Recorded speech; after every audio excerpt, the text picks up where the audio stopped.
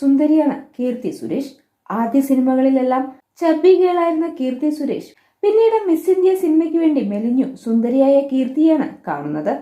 എന്നാൽ വണ്ണം കുറയ്ക്കാൻ വേണ്ടി ഒന്നും കീർത്തി ആ സമയത്ത് ചെയ്തിട്ടില്ല എന്ന് വ്യക്തമാക്കുകയാണ് നടിയുടെ അമ്മയും നടിയുമായ Menaka Suresh.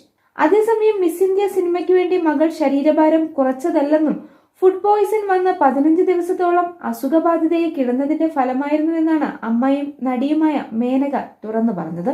Miss India cinema ചെയ്യാൻ സമയത്താണ് കീർത്തി ശരീരഭാരം കുറച്ച് മെലിഞ്ഞത്. എന്നാൽ വണ്ണം കുറയ്ക്കാൻ വേണ്ടി ഒന്നും കീർത്തി ആ സമയത്ത് ചെയ്തിട്ടില്ല.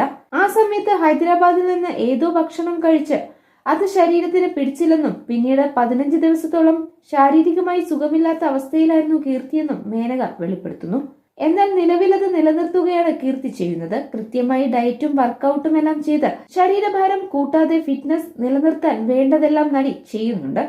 എങ്കിലും കുറച്ച് വണ്ണമുള്ള ശരീരപ്രകൃതിയാണെങ്കിലും അത് എപ്പോഴും ഒരു അഴകാണെന്നും സൗത്ത് ഇന്ത്യൻ കൾച്ചർ തന്നെ ചബ്ബിയായി ഭംഗിയായി ഇരിക്കുന്നതാണല്ലോ എന്നാണ് മേനക പറയുന്നത്.